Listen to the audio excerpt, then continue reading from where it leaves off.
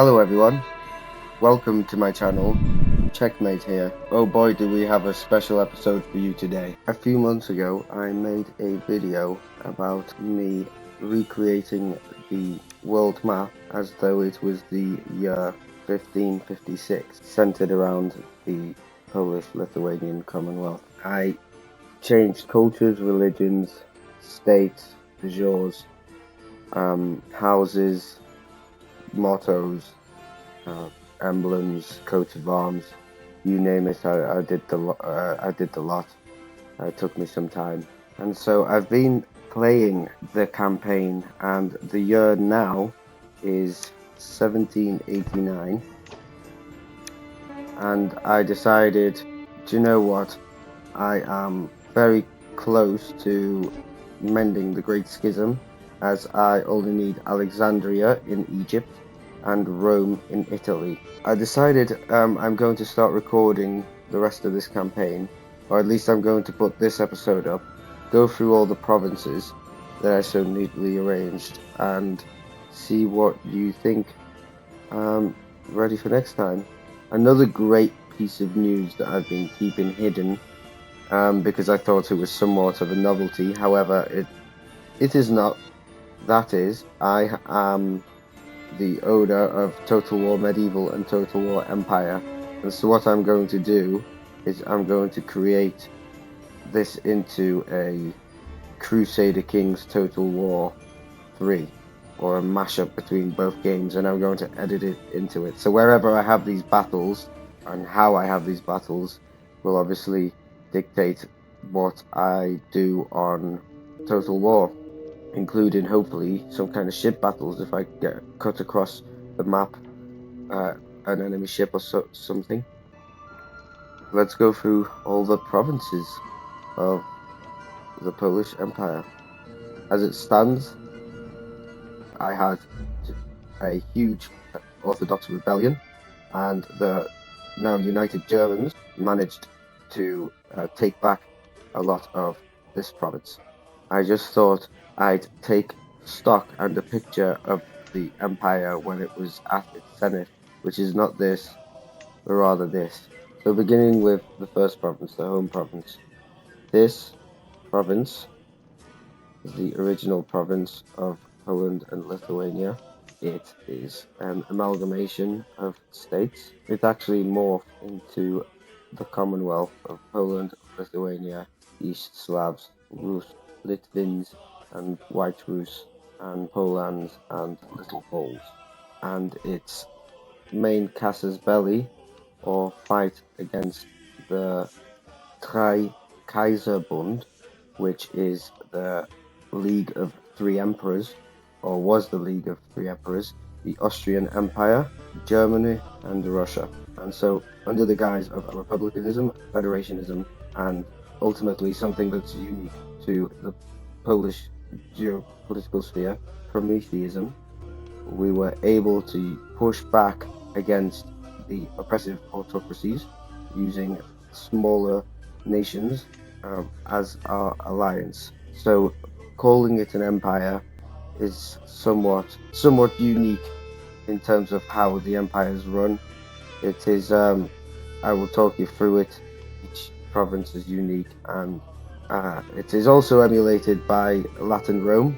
It has a patchwork of republican provinces as well as imperial provinces, and then royal provinces as well. Province number 1. It is made up of 3 constituent states. It is the one and only republican / senatorial province within the empire. It is a constitutional monarchy now, and it is also hereditary, emulating Great Britain in its governmental structure, and in its state organization it is emulating the United States of America. With the help of generals such as Tadeusz Kościuszko, who were able to defeat and vanquish our enemies, Polonia province morphed from the Commonwealth into a Commonwealth of many nations, and then it unified into one state through an act that called it the United Kingdom of Great Sarmatia, and at the time it also included this area of the neighbouring Polania province. It was a very big province, as well as Transylvania and much of the north of Hungary along the Carpathian mountain range. The Polania province is actually made up of 3 constituent nations, and these 3 nations share between them 8 constituent states. These nations are the Kingdom of Poland, which has 4 provinces: Greater Poland, Middle Poland, and Lesser Poland. The de jure capital of Greater Poland is Poznan. The de jure capital of Middle Poland is Mazovia. The de jure capital of Lesser Poland is Krakow, and it stretches all the way to West Bank Kiev. Polania is unique in that it is our attempt at almost like colonization, really. So it's me putting my stamp down and play on the current capital, Warsaw. I have changed it to the Barony of Warszawa to include my name. I have changed the original name, which is a Turkic name of a stronghold, into the name Charnogard, which just means like this first word just means black, and guard means like wall or moat, like defensive town. And anyway, this was what Catherine the Great turned into the city of Odessa. However, I changed it to Charnogard. Why, you ask? Because of Białogard up in the north. I can't quite remember where it is. There's Starogard, but it's not that. Going back to this new duchy, I also have a town called Piastów, much to do with the first ruling house of Poland, the Piast. And next from there, we have the customized county of Ukraine, which is just Ukraine. And there are many more such customizations throughout. I may not be able to cover them all. We'll hopefully get through as many as possible. The second constituent nation to make up the United Kingdoms of Great Sarmatia was the Grand Duchy of Lithuania. And the Grand Duchy has 2 provinces and 1 shared province with the Kingdom of Poland, which we'll get to after the Lithuanian provinces. The third constituent nation to make up the United Kingdom of Great Sarmatia was the Grand Duchy of Ruthenia, which of course was a conglomerate of people, mainly aimed at the East Slavs, as well as the descendants of the Varangians, who essentially their legacy was such that it was harder to distinguish the difference between an East Slav and someone who believes themselves to be Rus.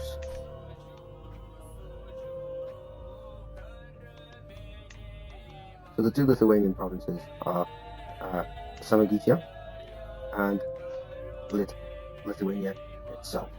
Now, I was thinking one thing we can do in the future is cover the rise of nationalism, and if we do that, we can have me showing how my empire would cope with this. And what we would do in this situation is potentially bend the knee, and at this point it would be diverged from modern day, whereas it would be Belarusian, it would likely be Lithuanian, it would be the province of Lithuania. However, I'm open to it becoming Belarus as well, Belarus. Moving on to the only Ruthenian province is Ukraine, or Right Bank Ukraine as we know it, as contemporaries do today. Now, I understand that things here might come across as offensive, but I implore you, it is nothing that I want to do. It is merely a modern and contemporary anachronism enacted on a game based in a time before modern nationalities. And so, as much as I applied very much plenty of anachronisms, as you will very much see, I rather keep it more historically accurate. With that clause out the way, let's continue to the Ruthenian province of Great Sarmatia. It is made up of 2 duchies, and it was originally made up of the Duchy of Sarmatia as well. However, time has passed and it is now de jure to a different province. Moving to the north, we have the last royal province, and that is the province of Infanti. This is made up of the Duchy of Poland, Livonia, Latgalians, and Estonia. And if you look around, we actually have true Holy Roman Empire legacies now, because as you can see, it's been destroyed, and what's replaced is Germany and the Austrian Empire. So we have a Catholic Prussia, we have a Lutheran Livonia, we have another archbishopric in Greater Poland, we have the Council of Lands. The Council of Lands was essentially the Jewish Parliament of Poland-Lithuania. It was called as such because it referred to the lands covered by the Jewish population of the state. So it was originally called the Council of Four Lands. However, the population grew and more lands were incorporated, and it was essentially a Jewish Sejm, or a Jewish Parliament. And so I've recreated it here. As you can see, there's a heavy amount of them in Volhynia, which, if anyone knows your history of Bogdan Khmelnytsky, a lot of these people will lay prey to him. And speaking of, you may have seen I've put in the Cossack Hetmanate, which it doesn't have any de jure titles either, as well as the Council of Lands. And if we look, we have the Prince Archbishopric of Polania, who is a Uniat faith. The Uniat faith was a time when the state tried to unify its population, tried to make it more loyal to the Polish crown by essentially trying to mend the Great Schism during the time of Reformation, which was really a time of, however temporary they might have seen it, a time of dissipation and disruption for the rest of Europe, which caused a lot of people to have their differences, whereas in Poland there was an opposite effect, almost a unifying force, where ultimately the Kiev Patriarchate, as well as patriarchates in Transylvania and Moldavia, were allowed to keep their ecumenical Eastern rights. However, they ultimately swore loyalty to the King of Poland, and thus they were allied with the Pope in Rome. Today it's called the Greek Catholic Church of Ukraine, and I believe it's their national church. As you can see in the cultures, we also have a mix of population. We also have the Saxons of Hungary. More on that later. Moving on to the second province, Połabia province, or the Połabia Marshes. This is the westmost province, and it's quite a small province. Currently, in real-time game, I have disbanded the province, as Germany has actually managed to take its borders all the way back to the Oder-Neisse line, and I didn't want Bohemia to hold an imperial mantle, so I added it to the neighbouring province of Pannonia. More on that later. The province of Połabia is made up of 3 constituent royal provinces. The province of Połabia is the first of our imperial provinces. There was debate on incorporating the rest of Saxony. However, we were past our limit of exploitation at that point. So the 3 constituent kingdoms are, of course, Pomerania, Sorbia, and Bohemia. However, as previously mentioned, they are no longer in real game time existent. Moving south into Pannonia. Pannonia is currently made up of 2 constituent royal provinces: Hungary, in the Pannonian Basin itself, and Romania. I am toying with creating a kingdom of Slovakia. However, this is also an anachronism. However, if there are any Slovakians that would want me to create one, I actually have created a kingdom. Here it is, and it actually belongs to the King of Hungary at the moment. And the reason for creation of this as well is push this the boundary of Slavia westwards, potentially incorporating more of Austria proper. In the east of the province, we have Romania, which we helped create approximately 100 years earlier than in real life, and this meant that we didn't keep the coat of arms you may know, because it was the Hohenzollern dynasty that made this coat of arms, in the 19th century, and so way after we have. So essentially, we were more free to create something different, even though I had already created a painstakingly accurate version of this. As mentioned, however, in real game time, it is now made up of 3 constituent kingdoms, 3 constituent royal provinces: Bohemia, Romania, and Hungary. Moving on south, and before we go on to the next province, I'd like to say that originally these 2 provinces were one, however they were later split into 2. The 4th province is Polish-Slavia province, or South Slav province. It is made up of 5 constituent royal provinces, and this is where the provinces are actually called by their nation states, as it is representative of their people, and each of these kingdoms have been handed their own constitution under the protection of the White Eagle. So going through them, we chose Bulgaria to be the capital, as it is in our little personal lake that used to be called the Black Sea. Now it's called our sea. So Bulgaria was the best place to have the capital of the province, as it isolates them from the rest of Europe as much as possible. It gives us a nice highway there. So Bulgaria itself mirrors a lot of its modern-day borders. I had to partition Dobruja, and I decided to give Wallachia sea access because initially I didn't want to, and I wanted to minimize who used this lake. But then I thought these 2 powers could keep each other in check navally if one was ever to blockade the capital of the empire, of course, because their geopolitics is different and they're both neighbors, so they're easier to control that way.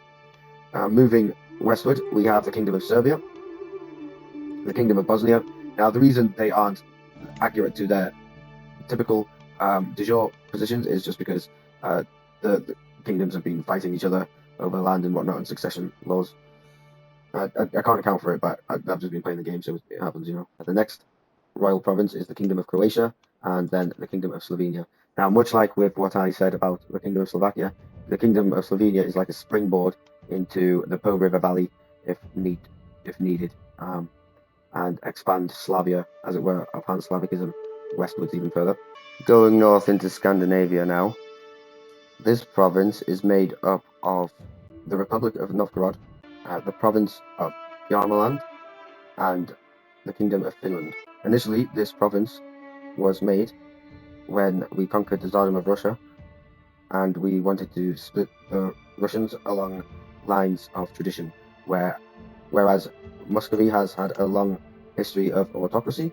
Novgorod was a republic at the time of its conqueror annexation to Moscow, where they were invaded.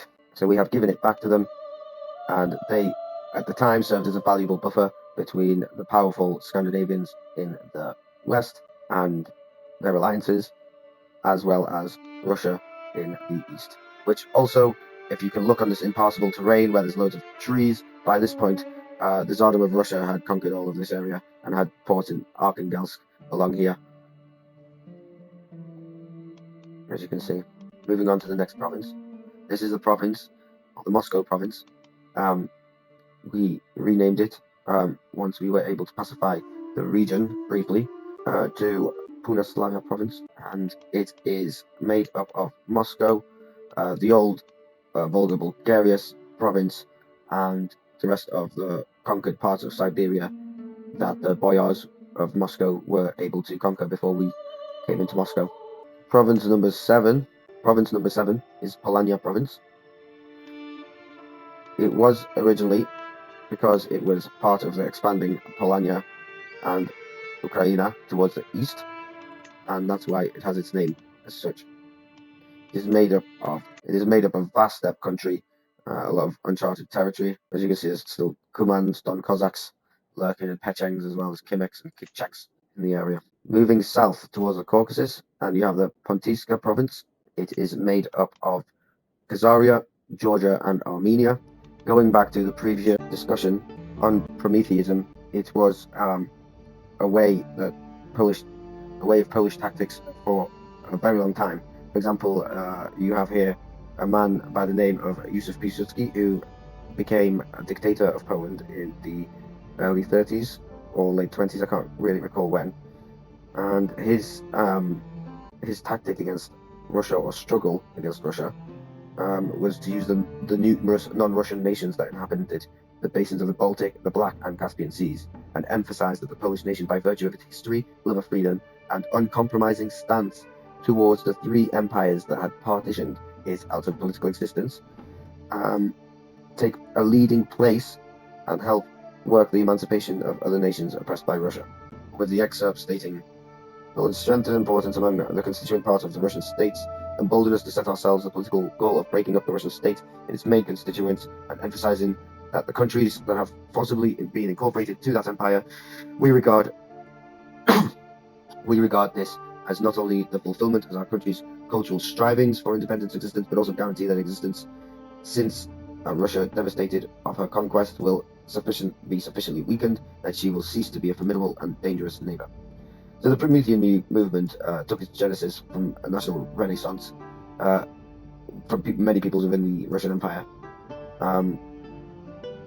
And so these states here, as you can see, a lot of these constituent states have been making up these various provinces of my empire, and so you can see that my casus belli is legit. Going back to the 8th province, and Pontiskaya province, it was bigger and it did reach across to the Caspian Sea. However, we were pushed back by the Russians. It is made up of our own version of Khazaria. We have the Khazarian white horse there, made in the matching colours of the empire, red field with a white emblem and a blue eye.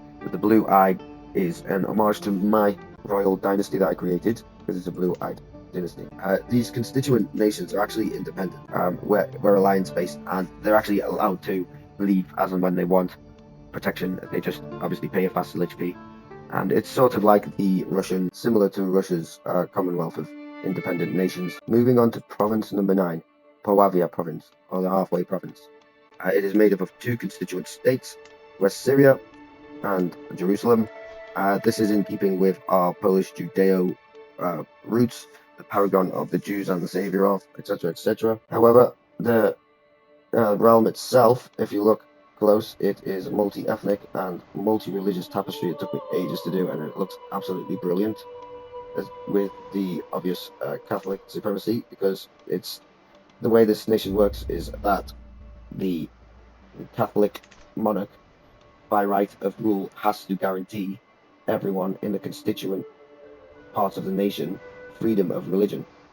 And this isn't just me making this part of, this was actually part of the Commonwealth as I picked it up ready for me. It was a real part of it, that it actually existed, and it was a law that the kings had to abide by. And that's why you get a lot of different Islamic settlements in Poland-Lithuania at the time, such as the Lipka Tatars, who are allowed to settle in Poland, not just the Jews or the Orthodox or Uniats, but also Muslims, although in much smaller numbers. Going back to Province 9, and it meant I had to partition Syria between essentially Syrian and, if you look, Syriac, who are the representatives of the Syriac faith, which are different to Arabic Syrians, who are Islamic. Moving on to province number 10, Południa province, which is the southern province.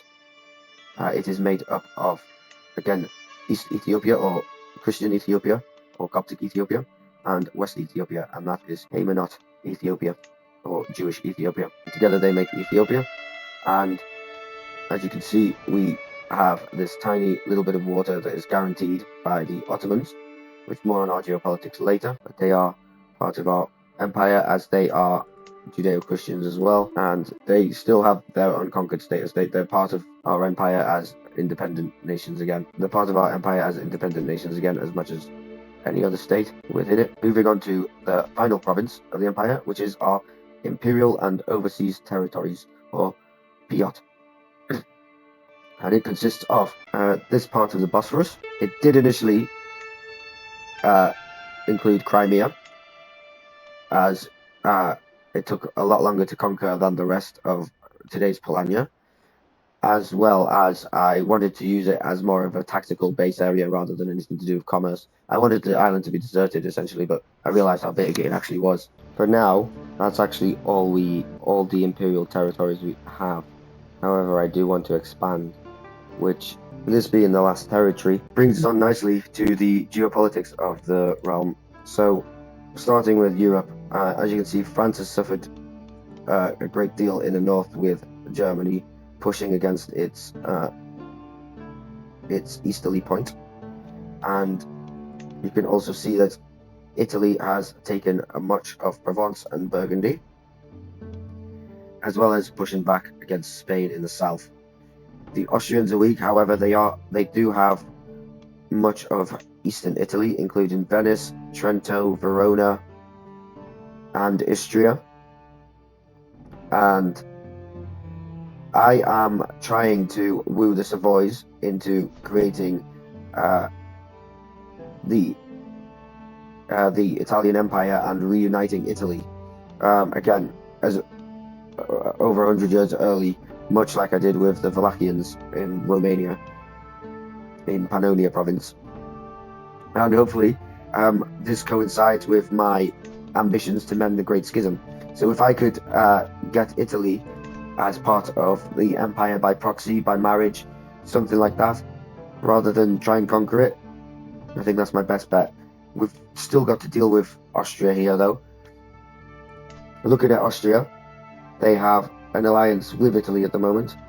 They have an alliance with Russia, and they have an alliance with Kaiser Friedrich of Germany.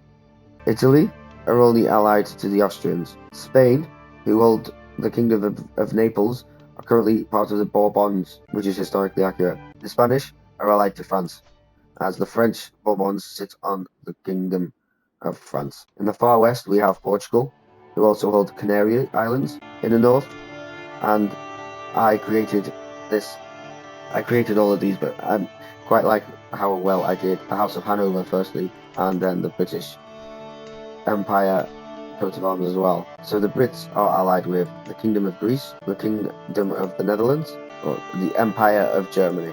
The Brits also have a lot of world possessions, so if you look in the south, they've already by this point made various African footholds, as well as in India. They have conquered a part of Bengal, and here in the south along the west coast, and in Sri Lanka, as well as the Dutch have a presence here. The Mughal Empire has formed, as have the Safavids, heading back to Europe and into Scandinavia. We have Denmark, who, together with the Oldenburgs of Norway, are one family, so they are allied together. Sweden are only allied to Russia, however, Russia are still powerful as well. Russia have allies in Austria and Germany. So far, Austria has suffered the greatest, as we have taken up most of their previous empire.